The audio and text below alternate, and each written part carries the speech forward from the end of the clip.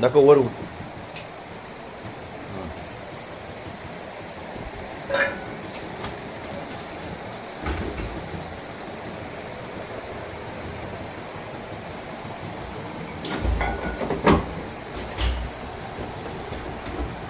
दिनांक 28/5/25 रोजी आम्हाला गुप्त बातमीदाराकडून बातमी मिळाली होती की उल्हासनगर नंबर 1 मध्ये एक उल्हासनगरमध्ये अरुणकुमार पोपटाने म्हणून माणूस आहे. डायमंड हॉलिडेज म्हणून जे दुकान आहे त्या दुकानात तो विदेशी मद्य जे उच्च प्रतीचं स्कॉच ते तिथे ठेवून विक्री करत आहे. त्यानुसार आम्ही त्या ठिकाणी गेलो असता, स्टाफसह गेलो असता त्या दुकानात झडती घेतली. त्या ठिकाणी आम्हाला जवळजवळ एकूण 36 बाटल्या मिळून आल्या उच्च प्रतीचं मद्य स्कॉच.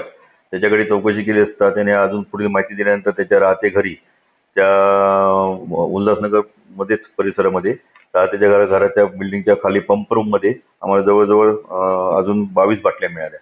त्या तिथून जमा करून त्या ठिकाणी पंप रूम मधला वॉचमन त्या सुरेश शुक्ला याला अटक केली. त्यानंतर पुढील बातमी त्याने दिली की ती जो माल पुरवठा करणारा आहे त्याचं नाव आहे दीपक ननकानी म्हणून.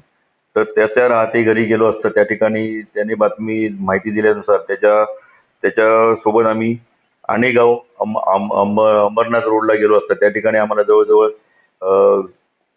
उच्च प्रतीचे स्कॉचच्या बाटलीचे 21 बॉक्स मिळून आले. असे एकूण आम्ही जवळजवळ 352 बाटल्या जप्त केल्या. टोटल एकूण मुद्देमाल 18,63,449 रुपयाचा जप्त करून 3 आरोपींना अटक केली. आरोपींना माननीय न्यायालयात हजर केले असता माननीय न्यायालयाने त्यांना 14 दिवसाची पोलीस कस्टडी मंजूर केली. ही जी दारू आता आम्ही जप्त केलेली आहे ती not for sale in Maharashtra आहे. ती दिल्लीवरून त्यांनी मागवलेली त्याच्या प्राथमिक चौकशीत आम्हाला आढळून आलेलं आहे. तर ती आम्ही त्या बाटल्यावरील लेबल बघितलं तर ती दिल्लीचीच मेड इन दिल्ली आहे आणि ती महाराष्ट्रात चालत नाही.